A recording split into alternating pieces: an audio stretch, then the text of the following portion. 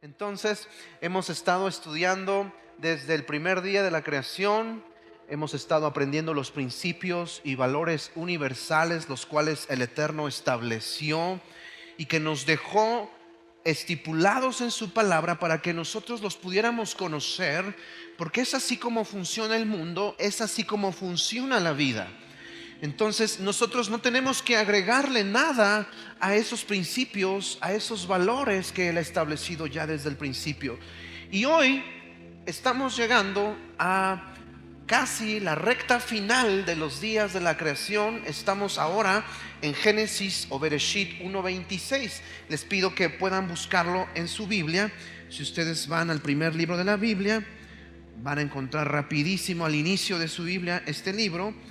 Y Génesis o Bereshit capítulo 1 versículo 26 dice lo siguiente, y yo quiero pedirles por favor que estemos en pie como primer lectura de la palabra de Dios, y por respeto a la palabra, como primer versículo quiero que me acompañen a leer este verso que dice así: Entonces dijo Dios, hagamos al hombre a nuestra imagen, conforme a nuestra semejanza, y señoree en los peces del mar, en las aves de los cielos, en las bestias, en toda la tierra y en todo animal que se arrastra sobre la tierra. ¿Puede usted tomar su lugar? Muchas gracias. Este es un versículo emocionante porque estamos llegando al día número 6 de la creación. En el día número 6 de la creación, el Eterno creó al hombre. Pero yo quiero que ustedes presten atención en la frase donde dice aquí: entonces dijo Dios, hagamos al hombre. Y comencemos con esto, con esta pregunta: ¿con quién está hablando Dios? ¿Por qué está hablando en plural?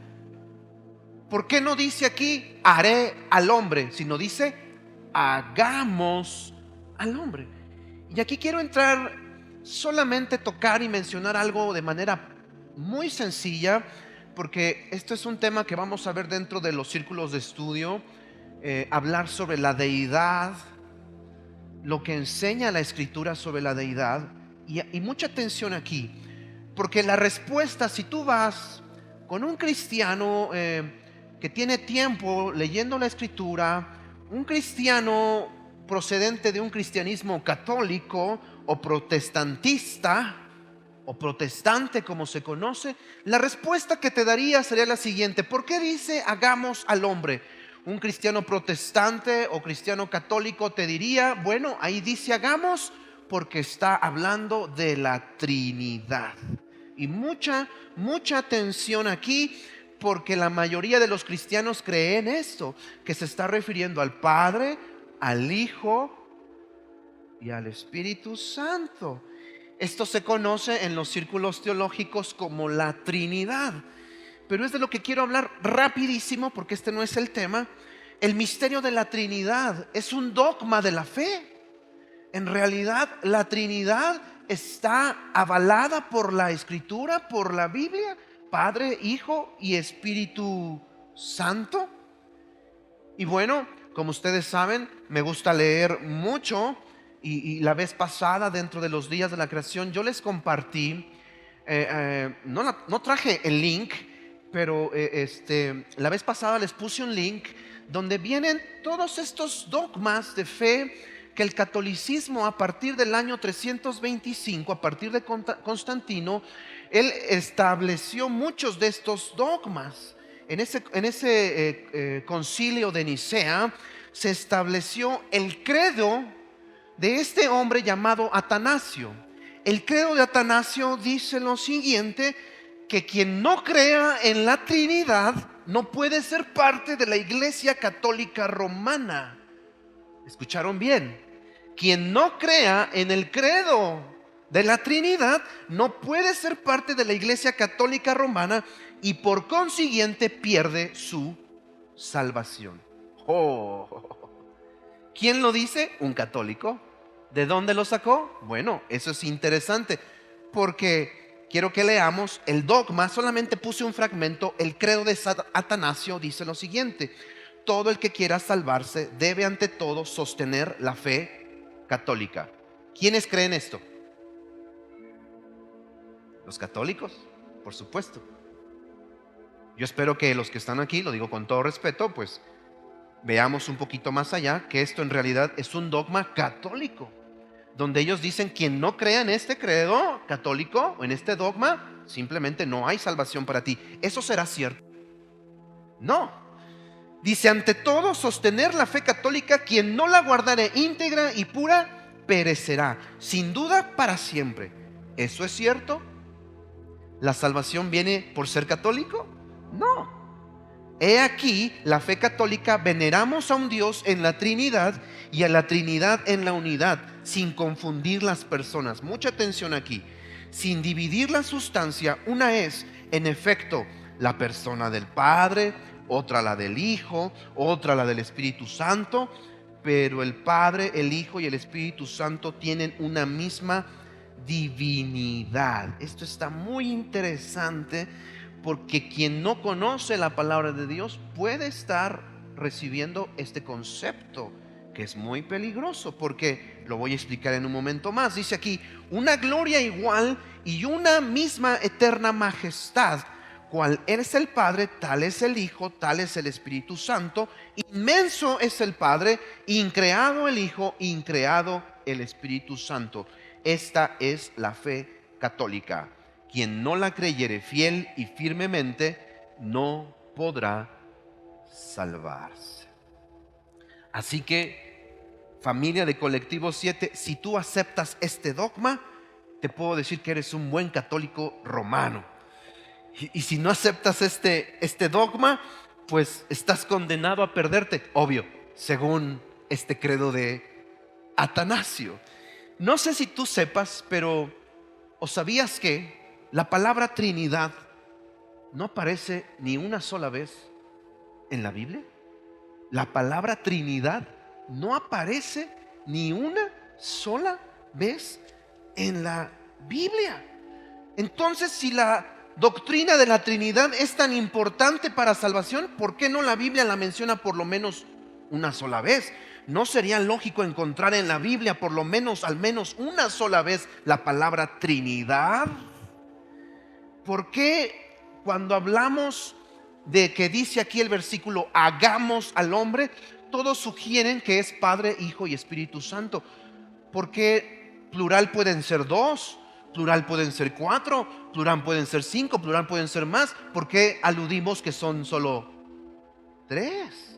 ¿De dónde venimos arrastrando esa idea? ¿De dónde surge la idea de la Trinidad? Y ustedes se van a sorprender. Este no es el tema, insisto, porque hoy vamos a hablar de la creación del alma del hombre, pero simplemente quería mencionarlo para que más adelante nos podamos meter en los círculos de estudio, estudiar la deidad del Mesías, de Yeshua, la deidad, la naturaleza de nuestro Dios, que es importantísimo, porque podríamos estar arrastrando este tipo de argumentos que vienen totalmente desde Roma y ni siquiera nosotros lo hemos investigado. ¿Sabía usted que los dioses de Babilonia, de Asiria y de los egipcios también tenían una trinidad? ¿De dónde saca Roma la idea de una trinidad? Claro, de los dioses de Babilonia, de los dioses asirios, de los dioses egipcios, de los dioses del Medio Oriente, del antiguo Medio Oriente. Hay siempre establecida una trinidad. Entonces, una vez más, no la vuelven a aplicar el sistema católico, y para ganar adeptos, es decir, para que no se te haga extraño, cambias esa trinidad por esta nueva Trinidad, que esa es la misma historia como la Navidad y todos los demás días que han sido suplantados por el catolicismo, para que la gente no sienta el cambio tan abruptamente. Hablando del antiguo mundo, lo hacían de esta manera, pero a nosotros no nos importa, y lo digo con todo respeto, lo que diga Roma, lo que haya establecido Constantino por allá del siglo IV, en el año 325. Eso a nosotros no nos debe de interesar. A lo que nosotros nos debe interesar, por ejemplo, ¿cuál era la perspectiva de Yeshua mismo? ¿Cuál era la perspectiva de Juan?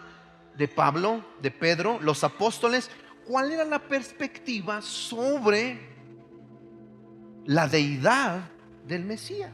¿Cuál es su perspectiva? Entonces vamos a entender que los apóstoles, los escritos apostólicos, como Pedro, como Juan, como Hechos, como las cartas del apóstol Pablo, esos escritos apostólicos tienen para nosotros muchos comentarios al respecto de la deidad del Eterno. Ahora, yo les voy a dar 4 razones por las cuales nosotros tenemos que prestar atención a los escritos apostólicos y dejar de estar siguiendo lo que dice Roma.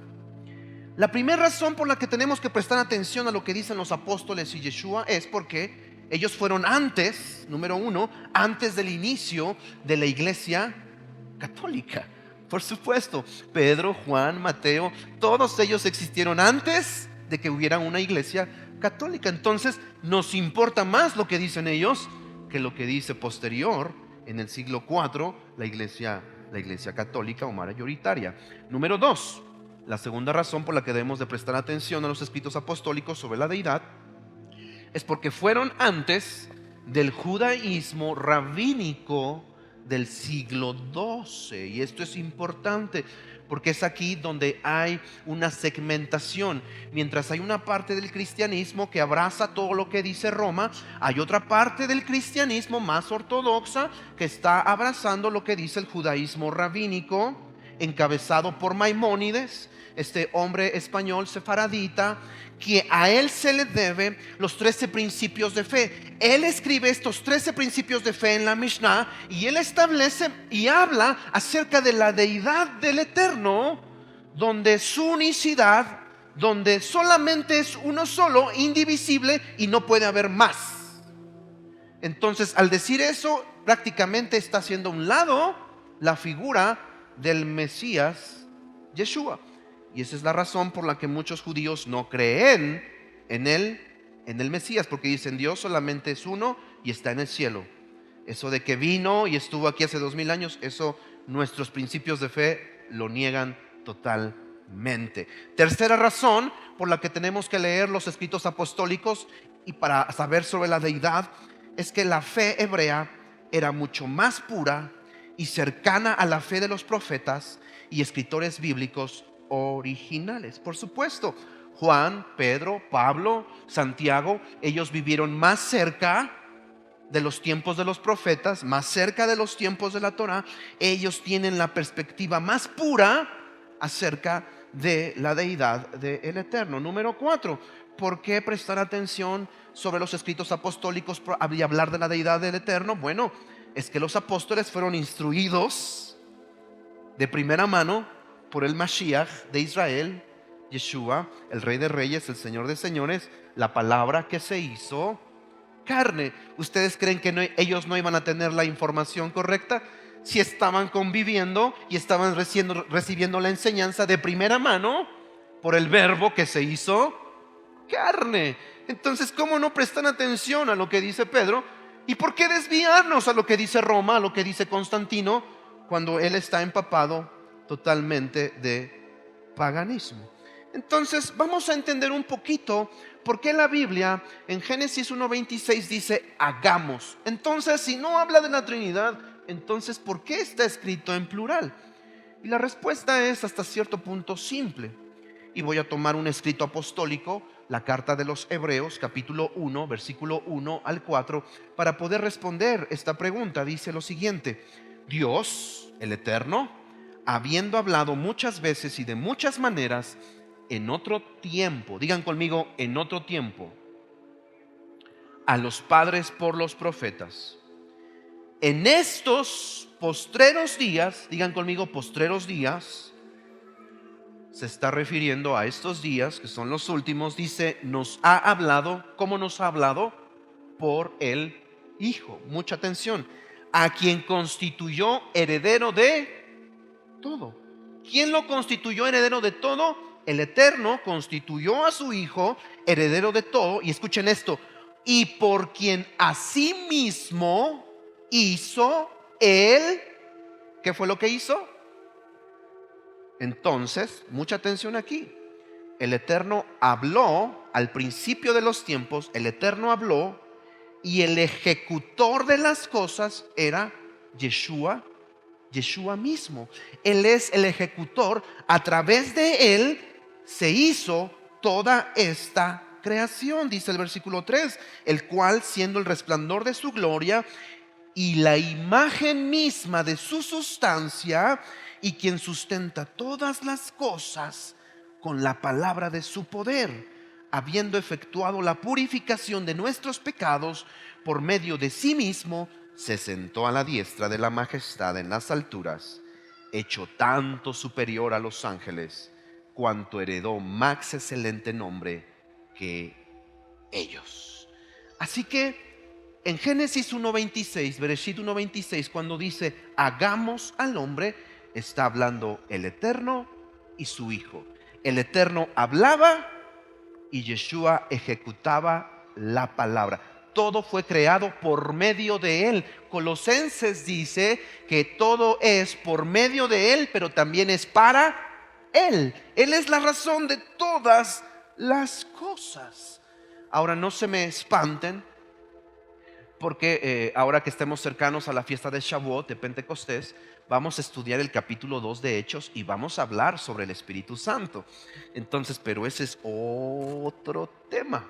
Hablaremos sobre el Espíritu Santo, por supuesto que es importante, pero vamos a obtener la perspectiva bíblica, no lo que nos han contado, no lo que nos han dicho, sino lo que dice la Escritura acerca del Espíritu Santo. Entonces, el Padre es el que crea a través de su palabra, y esa palabra es su Hijo.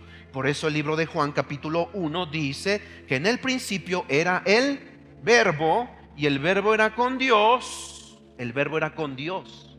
¿Quién es el Verbo? Yeshua era con el Eterno. Y dice, pero el Verbo era Dios, porque Yeshua y el Padre uno son. Si ustedes recuerdan, en la oración de Juan 17, si ustedes recuerdan o han leído alguna vez la oración de Yeshua en Juan 17, cuando él está haciendo la oración, en esa oración solamente está hablando Yeshua y su Padre. En ningún momento está mencionando la Trinidad. Es por eso que podemos entender que la Trinidad es un concepto, una idea totalmente greco-romana. Y bueno, ya vimos por qué dice la Biblia, hagamos al hombre. Ahora vamos por la siguiente palabra, la palabra hombre. Esa palabra es importante porque, como lo dije la semana pasada, Dios directamente se involucra en la creación del hombre.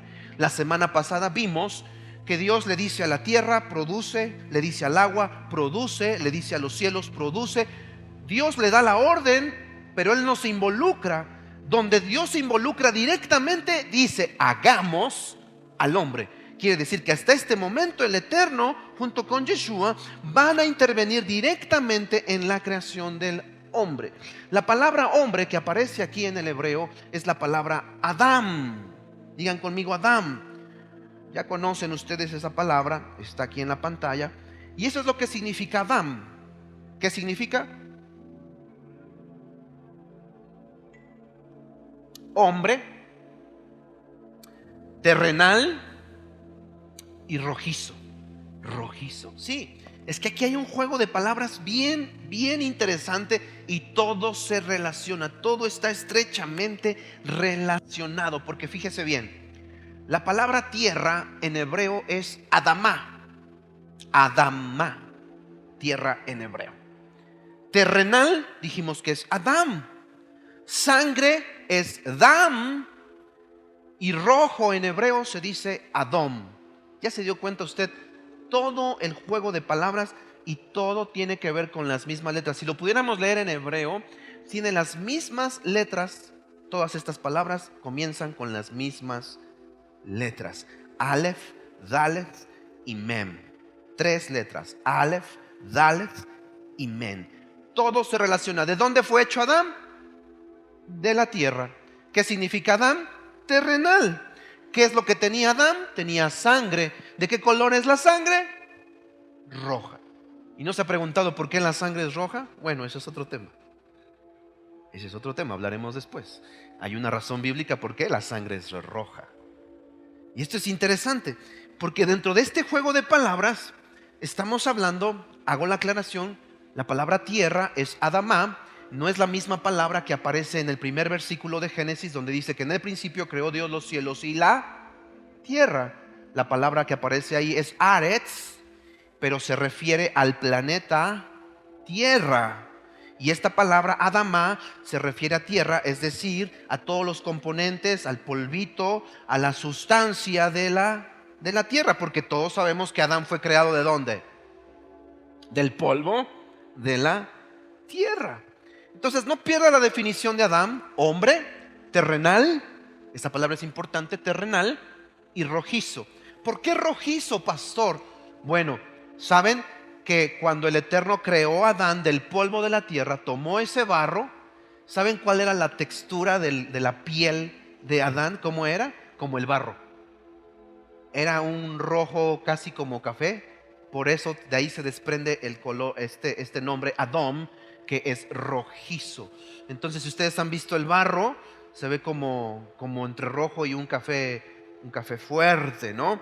Y bueno, entonces dice: hagamos al hombre, y después dice la Biblia, a nuestra imagen, conforme a nuestra semejanza. ¿No se ha preguntado usted por qué el Eterno crea al hombre y dice que lo crea a su imagen y semejanza? ¿Cuál es el propósito de todo esto? ¿Por qué hacerlo de esa forma? Si ya había hecho los árboles, si ya había hecho los peces, si ya había hecho los animales, los monstruos marinos, ¿por qué el hombre tiene que ser semejante a él? ¿Cuál es el propósito de todo esto? Escuche, todo es parte de un plan. Primera de Corintios, otro escrito apostólico, Primera de Corintios, capítulo 15, versículo 47. Presta atención, porque aquí vamos a tomar la definición de Adán. Dice aquí: el primer hombre es de la tierra. Pregunta: ¿quién es el primer hombre? Adán. Dice que es ¿de dónde? De la tierra, y después dice ahí ¿cómo? Terrenal. ¿Se da cuenta cómo la misma Biblia define que es Adán? Es terrenal. ¿Qué significa Adán? Terrenal. Dice: el segundo hombre, que es el Señor, es del... Mucha atención aquí. Nos está mencionando el apóstol Pablo en su primera carta, nos está mencionando que el primer hombre es de la tierra y se llama Adán, pero que el segundo hombre, nos está hablando como entre claves, el segundo hombre dice que es del cielo, es el Señor. ¿A quién creen que se refiere? A Yeshua. Quiere decir que Adán, el Adán primero, es de la tierra, y el Adán segundo, Adán 2 o Adán segundo, Adán 2.0, es Yeshua. ¿Y de dónde viene? Del cielo. Entonces, aquí hay un patrón, porque todos los seres humanos nacimos en esta tierra siendo como el primer Adán. Estamos compuestos de esta materia, somos terrenales, tenemos la imagen del Adán terrenal. Pero ¿qué creen? Ahí no termina nuestra historia. La meta de todo hombre que nace en esta tierra, deben saberlo, es que no te quedes como el primer Adán, sino que llegues a ser como el segundo Adán. ¿Y quién es el segundo Adán? Yeshua. Ese es el clímax, el propósito final, es que no nos quedemos siendo como el primer Adán, sino que lleguemos a ser como el segundo Adán, Yeshua, Jesús. Y entonces Génesis 1:26 dice: hagamos al hombre a nuestra imagen. ¿Qué significa nuestra imagen? A nuestra imagen, ¿qué quiere decir? Esto se relaciona con Yeshua. Yeshua está diciendo con su Padre: vamos a hacer al hombre. Y Yeshua dice: pero hagámoslo a nuestra imagen. Él se está refiriendo a Él. Dice: si vamos a hacer al hombre, hagámoslo como yo. Y esto es interesante, porque a imagen y semejanza de quién específicamente fue creado el hombre. Exactamente, de Yeshua. A imagen y semejanza específicamente fue creado el hombre con la imagen y semejanza de Yeshua. Los voy a dejar que lo mastiquen tantito, porque usted puede ver sus manos, puede verse a sí mismo y usted dice: yo estoy hecho a la imagen de Yeshua. Usted está hecho a la imagen de Yeshua. Y lo voy a dejar que lo medite tantito, porque esto está muy fuerte. Esto está muy tremendo, porque nos vemos de todo, pero muchas veces no nos vemos con esta parte de decir: yo fui creado a la imagen de Jesús. ¿No me cree? Colosenses 1:15 dice así. Otro escrito apostólico dice así. Está hablando de Yeshua. Dice: Él es decir, Yeshua es la imagen del Dios invisible, el primogénito de toda creación. Mucha atención aquí, porque el Eterno, no sé si usted sepa, pero el Eterno, nuestro Padre, es invisible. Digan conmigo: invisible. ¿Qué significa que es invisible? Pues que no se puede ver. Y lo voy a poner con este ejemplo. ¿Cuántas veces usted ha visto y ha volteado el atardecer? Cuando nosotros vamos en el periférico y es ya tarde y está metiéndose el sol, mi esposa le encanta tomarle fotos al popo con el atardecer. Nunca logra una buena foto, pero lo sigue intentando. Pero es un atardecer hermoso. Usted ve el popo, y la palabra invisible significa esto. ¿Quiénes de los que están aquí saben lo que está detrás del popo? Muy pocos de nosotros sabemos en realidad. Cuando tú ves hacia el popo, tú dices: no sé lo que hay detrás. Lo que sí sé es que debe de haber, o no hay nada. Eso sería algo ilógico decir: no, pues atrás no hay nada. Sí, debe de haber algo. No sé qué hay, pero debe de haber algo. La palabra invisible así es decir, no he visto a Dios, yo nunca he visto a Dios, pero sí sé que hay un Dios. Eso significa que Dios es invisible. Es decir, cuando otras personas te dicen: oye, ¿dónde está tu Dios? Porque el mío está aquí, mira, lo ando cargando. Mira, aquí lo llevo en la espalda. Oh, pues está padre. Mi Dios no es así. Mi Dios es invisible. ¿Saben que ese era un problema con el pueblo de Israel desde siempre? Porque las otras naciones siempre decían: oye, ¿y dónde está tu Dios? Porque el mío, el de nosotros, está grandote, de piedra, chulo, mi Dios. Y los israelitas dicen: no, nuestro Dios está en el cielo. Es más, Él creó el cielo y la tierra. Ese es el mismo Dios al cual nosotros conocemos y servimos. ¿Quiénes dicen amén? Entonces el apóstol Pablo nos dice que Yeshua es la imagen del Dios invisible. Es decir, la parte que podemos conocer de Dios, la parte que podemos ver de Dios. ¿Cómo se llama? Yeshua. Nadie ha visto al Padre, ni lo puede ver nadie, porque la Biblia dice que Él está en una luz inaccesible. La parte que nosotros conocemos de Dios, o que es visible, se llama Yeshua. Usted está aprendiendo muy rápido hoy.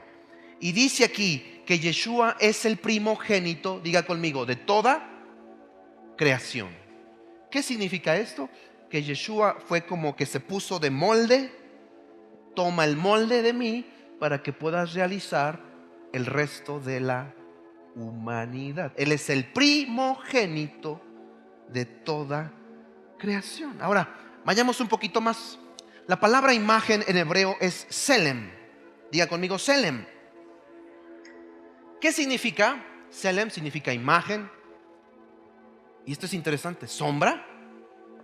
Y actualmente esta palabra en el hebreo actual, Selem, significa fotografía. Interesante, ¿no? Porque cuando dice hagamos al hombre a nuestra imagen, está diciendo que sea como la imagen, que sea como nuestra sombra, que sea como una fotografía nuestra. Si yo sacara ahorita una fotografía, no la voy a sacar, pero si tuviera yo ahorita una fotografía y la sacara yo y les digo el que está en la foto soy yo. Y usted ve la foto y tú dices, no, pastor, ese que está en la foto, quién sabe quién es, ese no eres tú. ¿Cómo sabes que no soy yo? Porque me conoces. Estás viendo lo visible de mí y lo estás comparando con la foto y tú dices, ese no es. Ese es Cristiano Ronaldo, pastor, sacaste tus estampitas del mundial. Ese no eres tú, perdón, me confundí. Pensé que era yo. No, qué despistado, ¿no? Pero bueno, ¿a qué me refiero con eso? Que la fotografía, cuando tú te tomas una foto, tú dices, me voy a tomar mi selfie. Tú no volteas a ver la foto y dices, ay, sí soy yo. ¿O quién hace eso?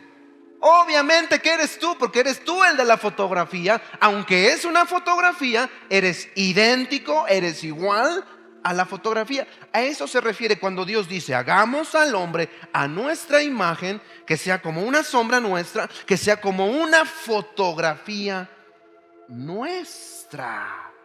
Ahora escuche lo que dice Colosenses 1:16, porque en Él fueron creadas todas las cosas. ¿En Él en quién? En Yeshua. En Cristo Jesús fueron creadas todas las cosas, las que hay en los cielos, las que hay en la tierra. Y escuchen esto, visibles e invisibles. Mucha atención. Cosas invisibles también fueron creadas por medio de Yeshua. Y hay un montón de cosas invisibles. Díganme una cosa invisible, que sea real, pero que sea invisible. El aire, la gravedad, el sonido, ¿no? ¿Qué les parece mi voz? ¿Cuántos están viendo mi voz ahorita? Bueno, si alguien la está viendo, pásenle conmigo, voy a orar por ti porque no se puede ver. Si la estás viendo, entonces la voz no se ve. La ley de la gravedad no se ve, pero está presente. Hay muchas cosas presentes en nuestra vida que son invisibles. ¿Y quién las creó? Todo fue, visibles e invisibles fueron creadas. Dice aquí, sean tronos, sean dominios, sean principados, sean potestades. Todo, escuchen esto, fue creado por medio de Yeshua y para Él. Este versículo es esencial. Todo fue creado por medio de Yeshua. El Padre hablaba, decía, hagamos esto, y Yeshua lo ejecutaba. Él lo hacía porque Él hace todas las cosas posibles. Entonces, estamos viendo que Yeshua es la imagen del Padre. Y que cuando yo me parezco a Yeshua, en realidad me estoy pareciendo ¿a quién? Al Padre. Porque el Padre puso su imagen en Yeshua, su Hijo. Y cuando nosotros nos parecemos a Yeshua, usted se está pareciendo a su Padre Celestial. Es una cosa que lleva a la otra. Entonces, retomamos. Bereshit 1:27 dice, y creó Dios al hombre a su imagen. A imagen de Dios lo creó. Ya vimos que esa imagen se llama Yeshua. Fuimos creados como Yeshua. A imagen de Yeshua, entiéndase así. Varón y hembra los creó. Se pone muy interesante. Quien ya le agarró, ya se dio cuenta que hay algo aquí. ¿Quién ya se dio cuenta de lo que pasó aquí? Si no, vuélvanlo a leer, está en la pantalla. Hay algo ahí bien interesante. Estamos hablando de la creación de Adán.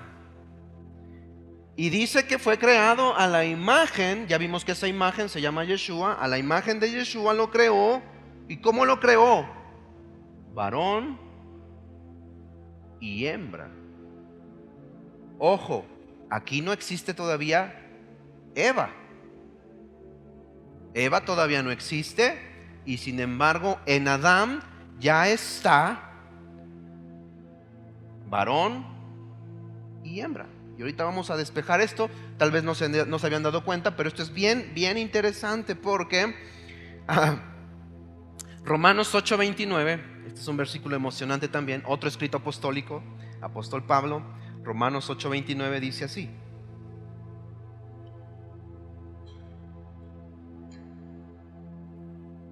porque a los que antes conoció. Ya con esa frase tenemos que tirar muchas cosas. Estábamos enseñando la otra vez en la parashá esta verdad. Usted, antes de que usted llegara a esta tierra, a lo mejor usted no lo sabía, antes de que usted llegara a esta tierra, usted ya existía. Y te van a decir: ¿qué estás diciendo, pastor? ¿De dónde? Aquí dice la Biblia que a los que antes conoció. ¿Antes de qué? Antes de que Isaac Salamanca llegara en 1983, no se preocupen, 1983. No me avergüenzo del evangelio. 1983, ese glorioso 83. Ya no hay como esos del 83.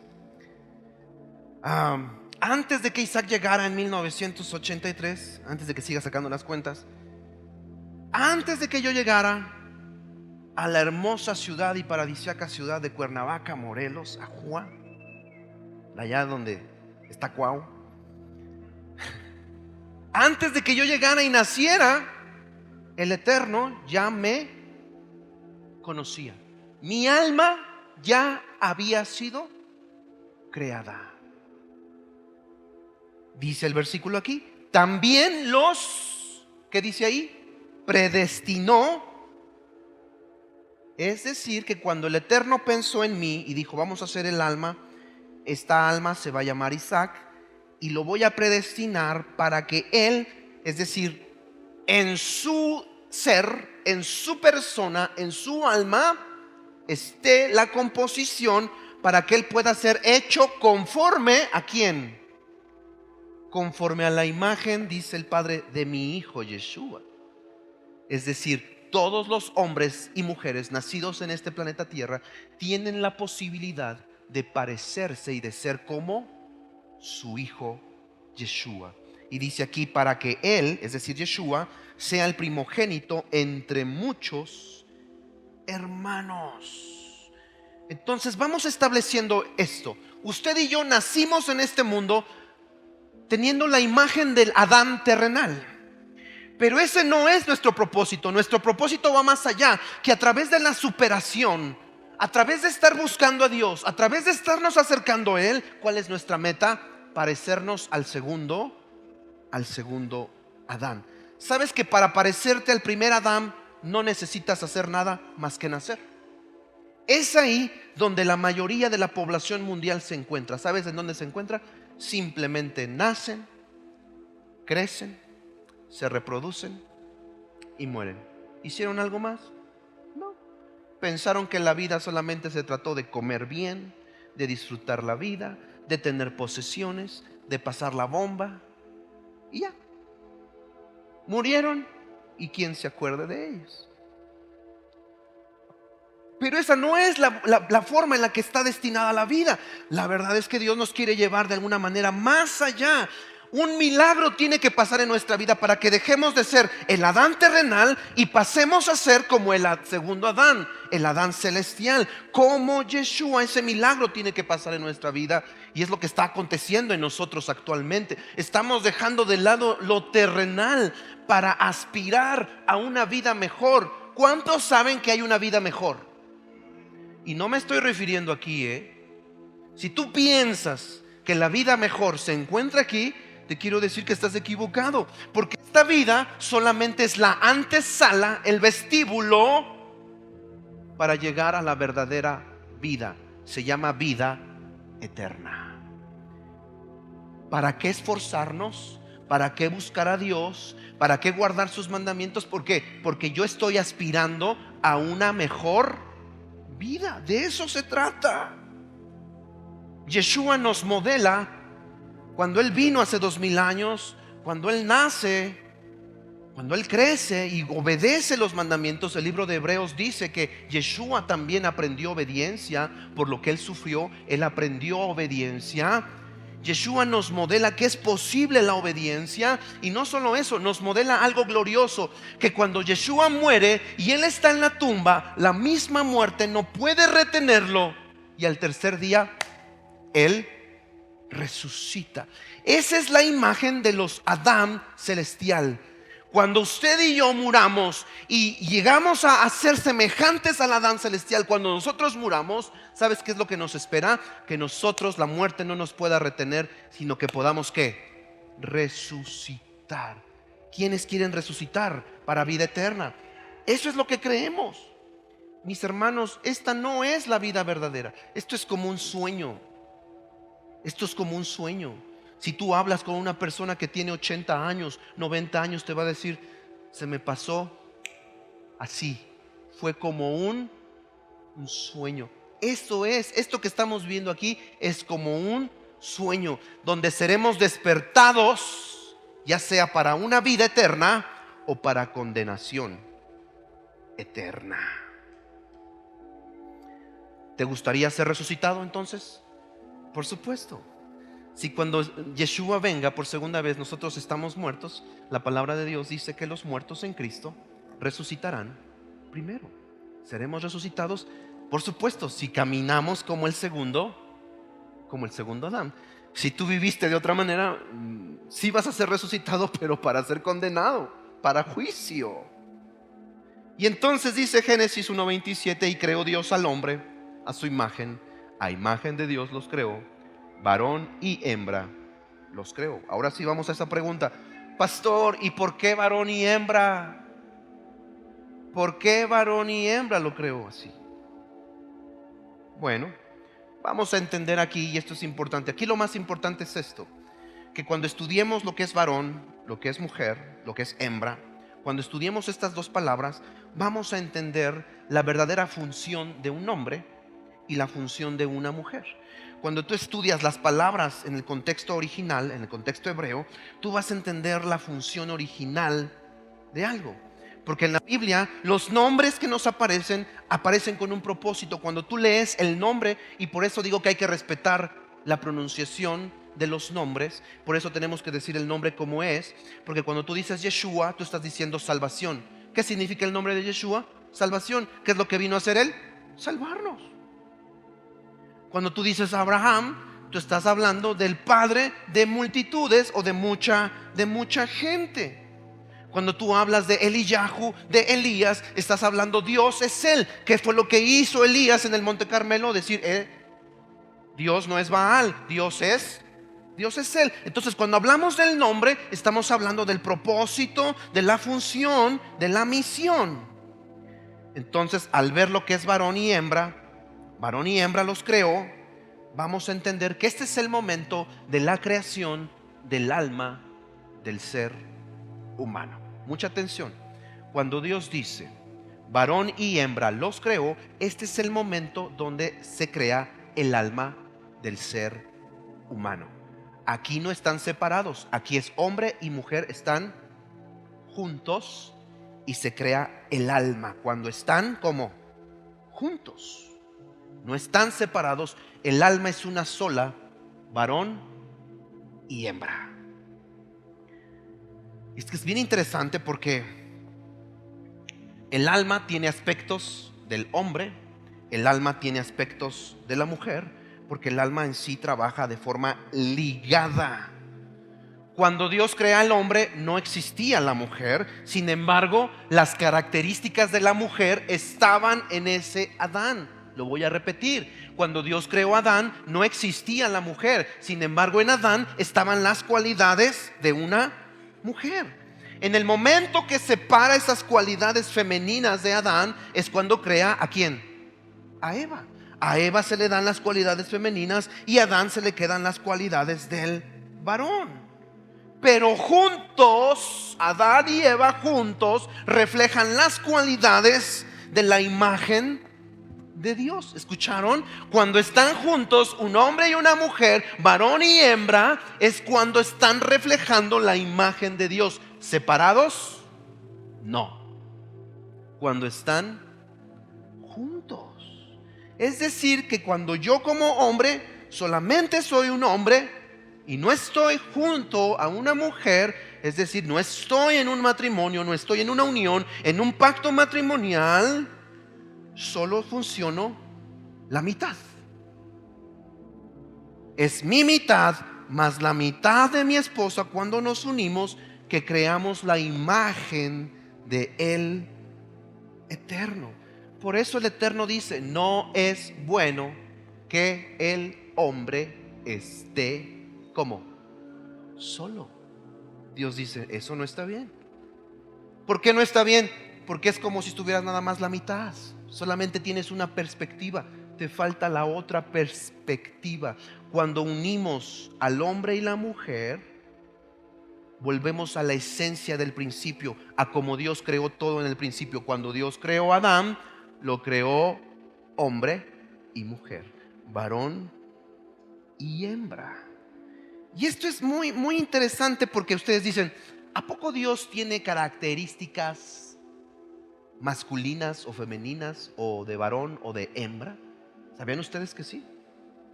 ¿Sabían que Dios tiene características que representan al hombre como su fuerza, como su liderazgo?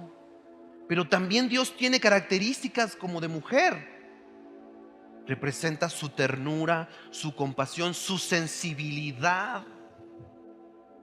Entonces, ¿en Dios están ambas? Claro que sí, porque cuando juntas y fusionas ambas, estás reflejando la imagen de Dios. Yo sé que a lo mejor esto suena a lo mejor fuerte, decir, pero Dios no es hombre y mujer. No, no estoy diciendo que Dios sea hombre o mujer. Estoy diciendo que los atributos de Dios representan muchas veces cualidades de atributos masculinos o de atributos femeninos.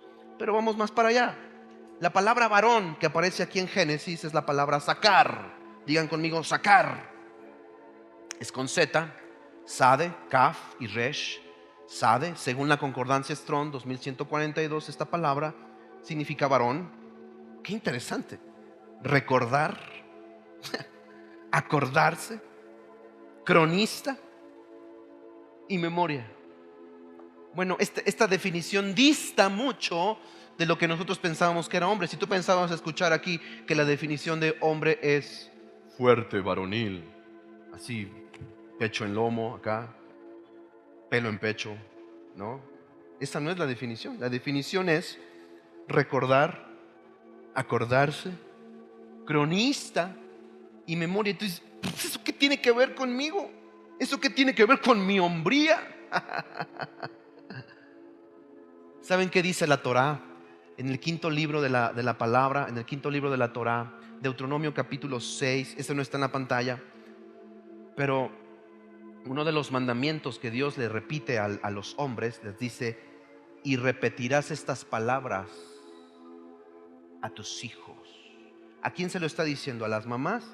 Se los está diciendo a los papás, a los hombres. Le está diciendo al hombre, tú vas a cumplir con esta función de repetir las palabras, de ser como un cronista, de acordarte y recordarle las palabras a tu generación.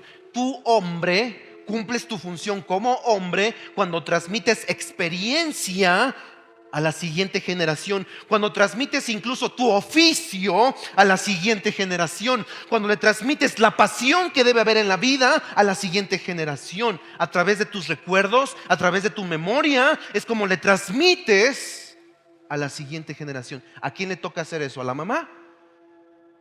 Al hombre. ¿Sí? ¿Sí? ¿Quién le tiene que enseñar a nuestros hijos a través de la experiencia? Nosotros. Incluso si tú tienes un oficio de tu trabajo, enséñale de tu trabajo, enséñale de tu oficio a tus hijos. Ustedes como saben, yo no tuve opción en mi casa. Mi papá me dijo o tocas o cantas o bailas o haces algo, pero aquí haces algo. Porque aquí nada de que yo no quiero ir a la iglesia o yo no. Aquí te me pones a hacer algo, papacito. Y entonces mi papá me dice, aquí está esta guitarra y apréndete do. Y ahí te va el primer acorde. ¡Pum! Y entonces yo de muy mala gana empecé a aprender guitarra, la verdad. Pero gracias a la experiencia, gracias a que mi papá me transmitió un amor, no solo a la música, a la adoración, al servicio a Dios, una pasión a servirle a Él, a buscar y leer su palabra. Mi papá me decía, tienes que leer la palabra. Pero cuando mi papá me decía, ponte a leer la Biblia, es porque él estaba sentado leyendo la Biblia. Mi papá no me decía, ponte a leer la Biblia y él estaba viendo Netflix. No. Él me decía, ponte a leer la Biblia, no te he visto leer la Biblia, agarra la Biblia, me decía. Yo me acuerdo que mi papá me decía, no te he visto ni por error que agarres tu Biblia. Y usted sabe, cuando uno es adolescente a uno le cuesta mucho trabajo muchas cosas, y esa era una de las cosas que a mí me costaba más, leer la Biblia, ¿no? Porque cuando se trataba de orar, pues uno encontraba diferentes formas de engañar, ¿no? Porque mi mamá siempre orábamos a las 7 de la noche. Todos los días orábamos de 7 a 8. Mi mamá, si no ora una hora, parece que no ha orado. Siempre quiere orar, todo arregla con oración. Entonces mi mamá nos decía, vamos a arrodillarnos, y vamos a orar. Ya estábamos todos arrodillados. Yo me acuerdo que muchas veces sí me quedé dormido, honestamente. Pero cuando se trataba de leer, pues tenía yo que leer. Pero yo le agradezco tanto a mi padre esto, que me transmitió un amor por la palabra de Dios, al decir, tienes que leer, tienes que estudiar, porque si no, tú vas a ser un cristiano nominal, calientabancas, no vas a pasar de ahí. Tienes que ser un cristiano que ame a Dios, que ame su palabra, que se esfuerce constantemente. No lo dijo. Nos transmitió experiencia, nos transmitió recuerdos, nos transmitió memorias. Estas últimas veces mis hijos escucharon algunas experiencias de parte de mis padres cuando ellos comenzaron a servir, y eso me encanta, que mis padres les cuenten a mis hijos las experiencias de lo que significa servir a Dios, de lo que cuesta servir a Dios. Que muchas veces se malinterpreta el servicio a Dios, pero ¿a quién le corresponde eso? A nosotros como hombres. Entonces, la próxima vez que pienses en que tú eres hombre y que eres varón, te quiero recordar que esa es tu función. Tu función es que almacenes experiencia, que almacenes información, que la registres, y que tu labor como hombre es que la transmitas. A ver, hijo, te voy a transmitir esto. No lo hagas así, papá. Hija, no lo hagas de esta manera. Te voy a transmitir información, te voy a transmitir mi experiencia, te voy a transmitir un oficio, te voy a transmitir un amor por Dios. Somos los encargados de transmitir la experiencia a la siguiente generación. La pregunta es aquí.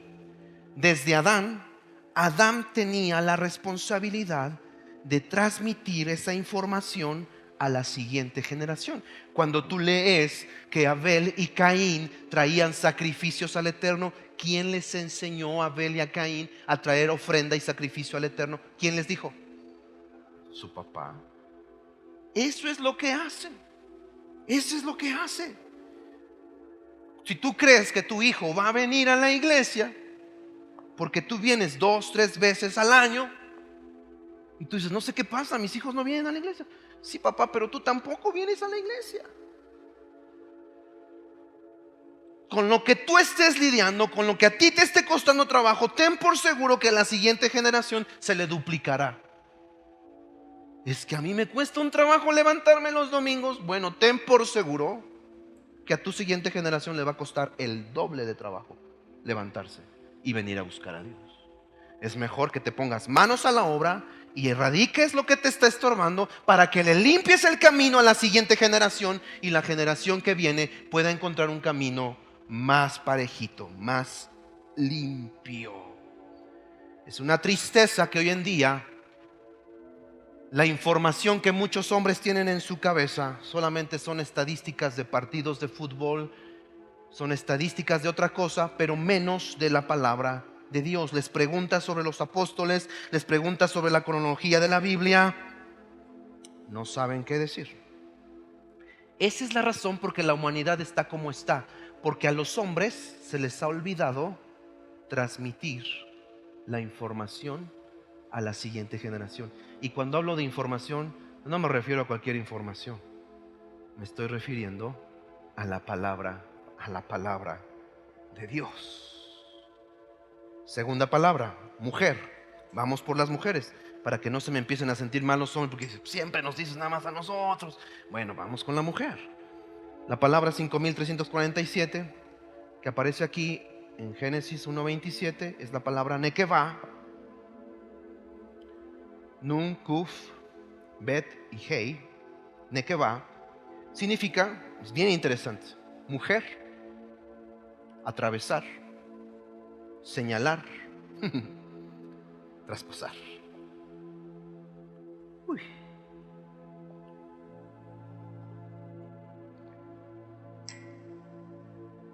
Y es aquí donde las mujeres dicen, ¿y eso qué? ¿Y eso qué tiene que ver conmigo? Bueno, igual que los hombres decían, yo no me veo de esa forma como alguien que pasa información, alguien que almacena. Pues tienes que verte, porque eso es, cuando te ubicas en la función, todo va a fluir mejor. Mujeres, cuando se ubiquen en esta función, la función esencial de la mujer es recibir. La mujer solamente recibe. Y por supuesto, le gusta señalar lo que nosotros como hombres le transmitimos. Ella solamente recibe, y de lo que recibe, ella lo señala, ella lo pasa, lo traspasa, pero de lo que nosotros solamente le alimentamos, hombres. Y aquí hay una analogía bien importante, bien interesante, porque yo estaba leyendo la palabra nekevá, que es mujer, y la raíz de la palabra nekevá es keivá, K-E-I-V-A, K-E-I-V-A, keivá. ¿Saben qué significa keivá? Estómago. Y eso me complicó mucho, porque yo dije, ¿qué significa esto? La raíz de la palabra mujer viene de la palabra estómago, porque el estómago recibe. ¿Qué es lo que hace el estómago? Solamente recibe el alimento, procesa. Si el estómago no funciona bien, es porque no está recibiendo correctamente el alimento, o no está recibiendo alimento. ¿Qué va a pasar cuando un estómago está mal y no se compone? Obviamente eso va a terminar muy mal, va a dejar de existir. Cuando el hombre y cuando la mujer cumplen con su función revelada por Dios, es posible la realización de esta unión llamada matrimonio. Ahora, quiero leerles unos pasajes, ya voy a terminar. Quiero leerles unos pasajes.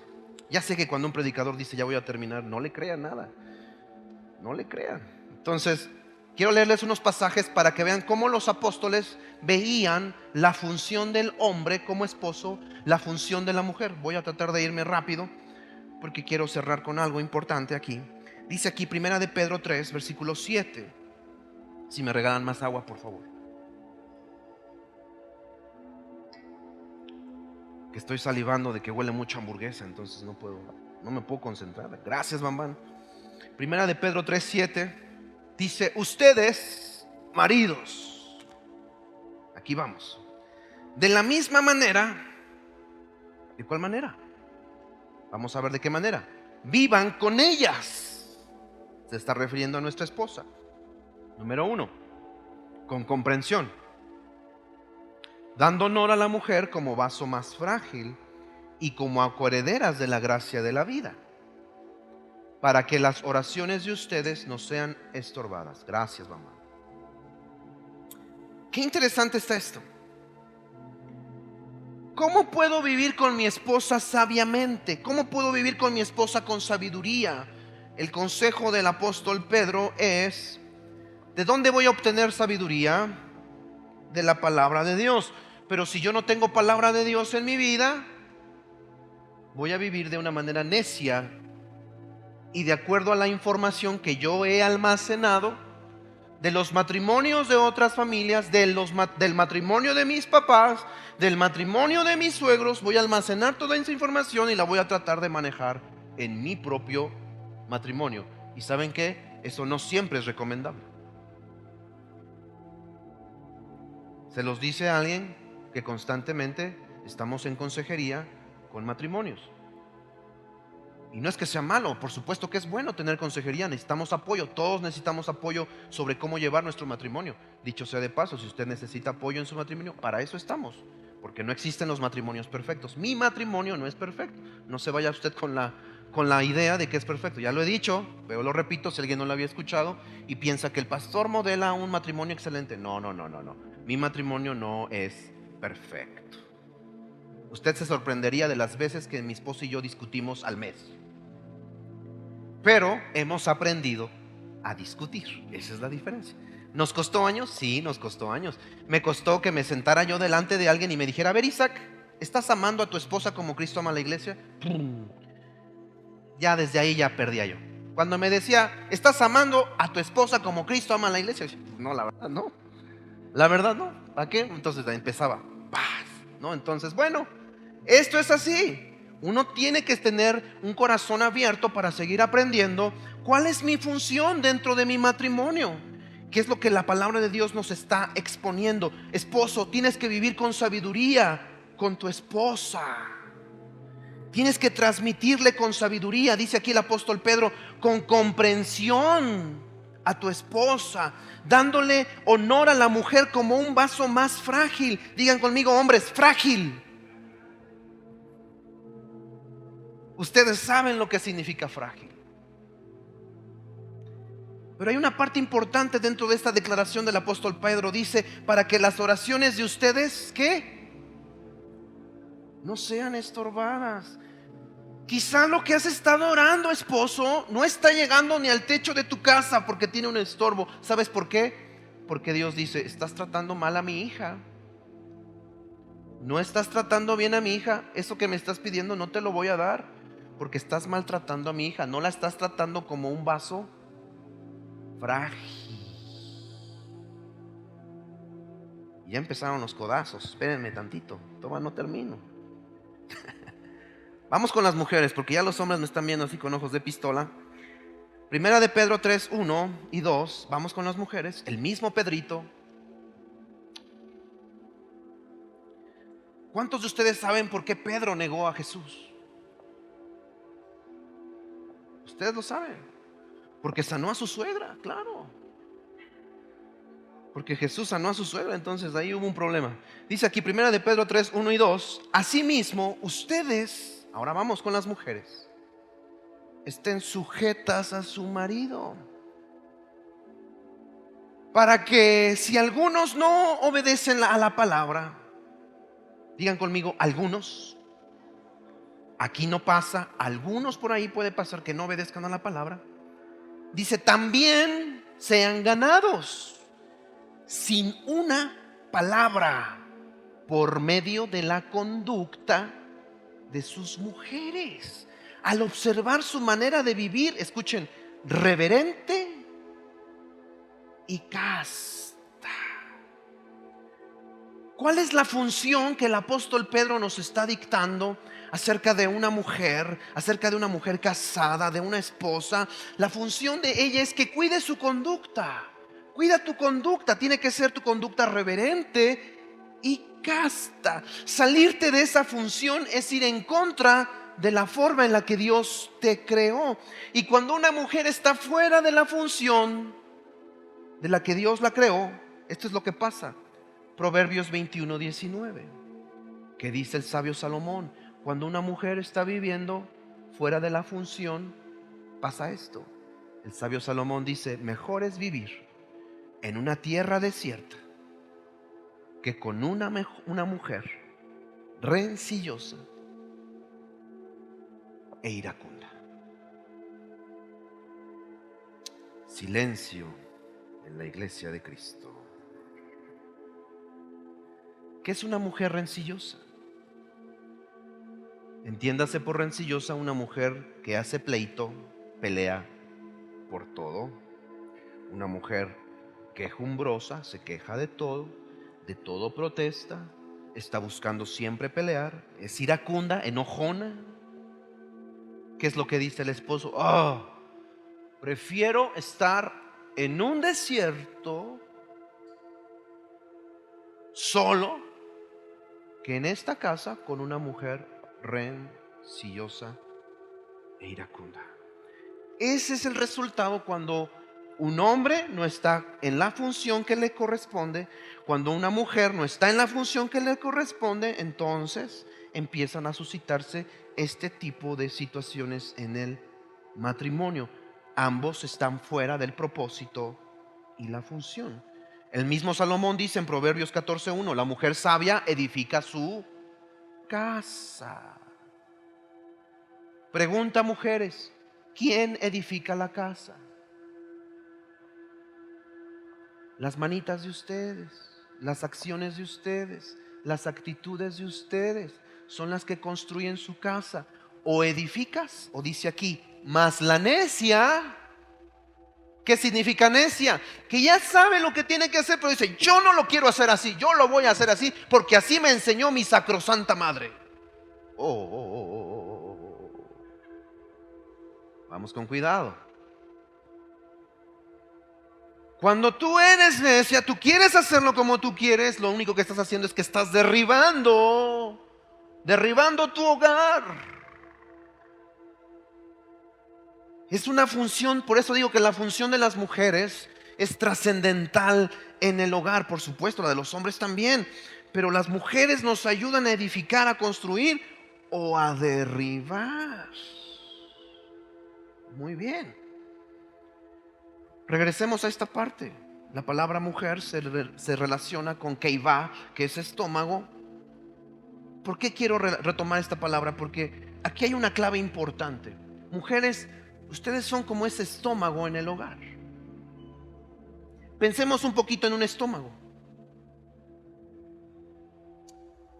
¿Sabes, por ejemplo, ahora que pasaron las vacaciones, cómo le fue a tu estómago?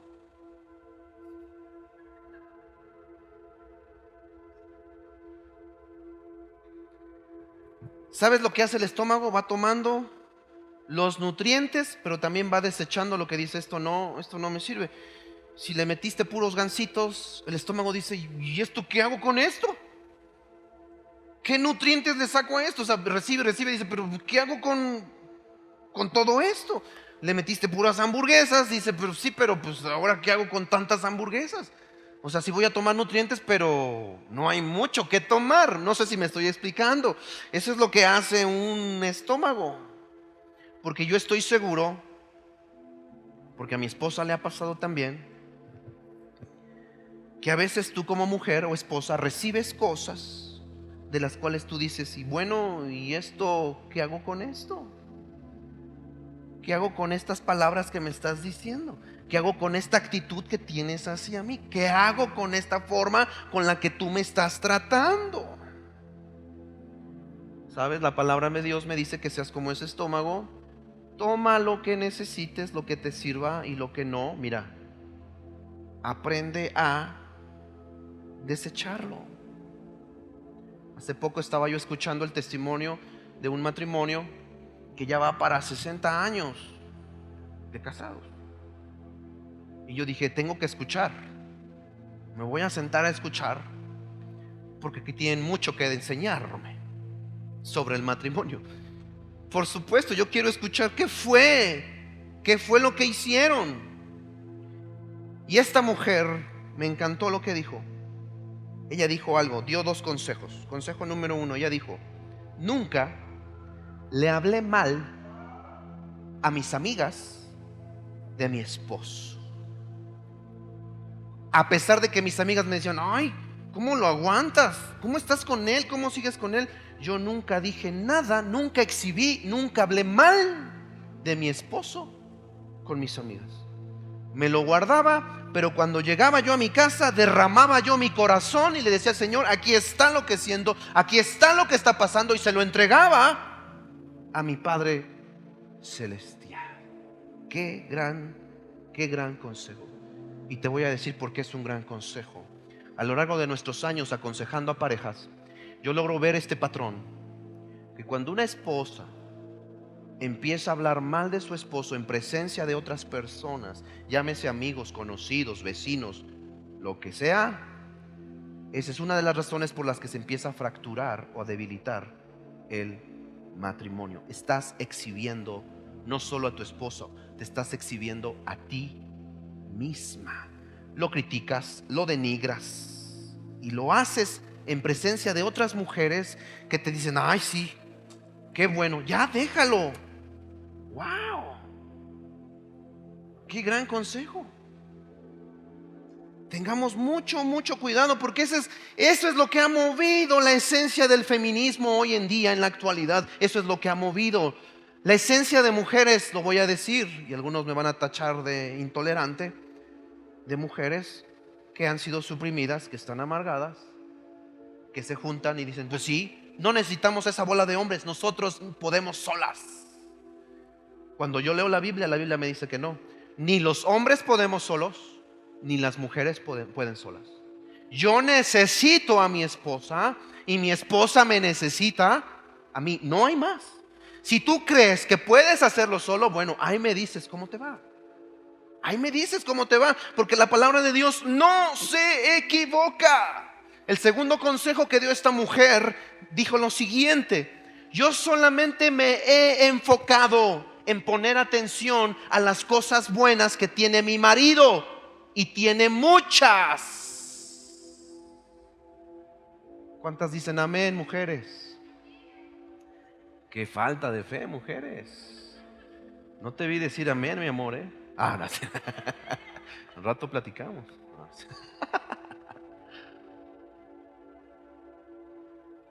Si solamente te estás fijando en lo malo, si solamente estás fijando en lo negativo, estás desenfocada, mujer.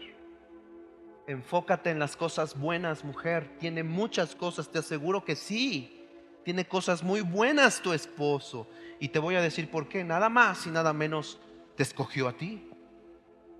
Tú dirás, si tú dices que tu esposo es malo, que no toma buenas decisiones, entonces quiere decir que se equivocó contigo. Tú eres parte de esas decisiones que él ha tomado. No. Tienes que ver las cosas buenas que hay en tu esposo. Pónganse de pie, por favor.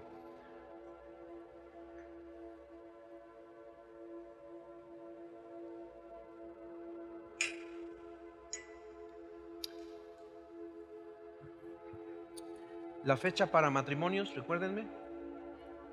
No es 28 de enero. Tenemos la primera conferencia de este año. Matrimonios. Vamos a estar hablando de Adán y de Eva. En este año tenemos 3 conferencias. 28 de enero, 6 de la tarde. Vamos a tener aquí una tarde romántica, pero vamos a estar aprendiendo sobre Adán y Eva. Invierta. Yo le tengo que decir la verdad, yo he invertido en mi matrimonio. No solamente he comprado libros, he pagado por consejería, he pagado porque me puedan asesorar. Yo no lo sé todo. Yo necesito también apoyo. O sea, no quiero que usted piense, no, hombre, lo sabe todo. Yo no sé todo. Pero me ha costado, sí me ha costado dinero, me ha costado tiempo. Porque si yo quiero tener un gran matrimonio, hay que invertirle. Usted no piense que usted va a tener un matrimonio excelente por accidente. Ay, mi esposa es bien dócil, bien amable conmigo. Nada más porque sí. No. Ay, mi esposo es un gran amante, es un gran hombre responsable. Nada más así. No sucede por accidente. Hay que invertir. Y le voy a decir lo siguiente. Los 2 versículos con los que termina el 6º día de la creación es a colación de lo que acaba de suceder con hagamos al hombre a nuestra imagen y semejanza. A imagen de Dios los creó, hombre y hembra los creó. Dice el versículo 28, Bereshit 1:28, y los bendijo Dios y les dijo: fructifiquen y multiplíquense, llenen la tierra, sojúzguenla y señoreen en los peces del mar, en las aves de los cielos y en todas las bestias que se mueven sobre la tierra. Mucho ojo aquí. Esto no es posible si el hombre y la mujer no están unidos. Si no son una sola alma, si no están en la función que ambos tienen que realizar, no es posible tener la bendición de Dios, no es posible fructificar y multiplicarse, no es posible el resto. Dice el versículo 29, y dijo Dios: he aquí les he dado toda planta que da semilla, que está sobre la tierra, y todo árbol que hay fruto y que da semilla, les serán para comer. Si nosotros como matrimonio cumplimos nuestra función, hombre y mujer, vamos a tener señorío, vamos a poder tener la bendición de Dios en nuestra vida. Hombre, si tú acostumbras tomar decisiones solo, te digo algo, estás cometiendo una equivocación. Te falta el otro lado, la otra perspectiva, la sensibilidad de la mujer. Mujer, si tú solamente estás tomando decisiones solas, no estás considerando a tu esposo, te está faltando la otra perspectiva, la de tu esposo, la objetividad de un hombre, la frialdad de un hombre. Sabe que cuando nosotros tomamos decisiones, siempre mi esposo y yo estamos ahí sentados tomando decisiones, porque ella puede ser sensible, ella puede percatarse de otras situaciones que yo no estoy viendo por su sensibilidad. Yo soy más objetivo, yo soy más frío. Y eso hace una balanza para que nosotros podamos tomar decisiones, no solo a nivel familiar, sino incluso a nivel iglesia. Cuando tú tomas decisiones por sí solo, solamente estás viendo con un ojo. Necesitas la opinión, la perspectiva de tu esposo o de tu esposa. Se necesitan a ambos. Así que, esposo, si estás aquí con tu esposa, te voy a pedir que la tomes de la mano. Ahora hay algo importante aquí. Si eres papá soltero, si eres mamá soltero, yo te voy a decir algo. Si tú en este momento no tienes un esposo, te tengo una gran noticia. ¿Quieren que les diga cuál es la gran noticia? Ustedes lo saben. Ustedes tienen al mejor esposo. Así que si tú estás cerca de alguien que es madre soltera o que no tiene esposo, acércate a ella también, abrázala y vamos a orar juntos, porque nos necesitamos unos a otros en nuestro matrimonio. Esposo, esposa, necesitamos la perspectiva de Dios, necesitamos la dirección de Dios en nuestra vida. Que nuestro matrimonio avance, que nuestro matrimonio crezca, que nuestro matrimonio madure, pero es porque estamos adoptando la perspectiva bíblica, la perspectiva de su palabra. Cierren sus ojos.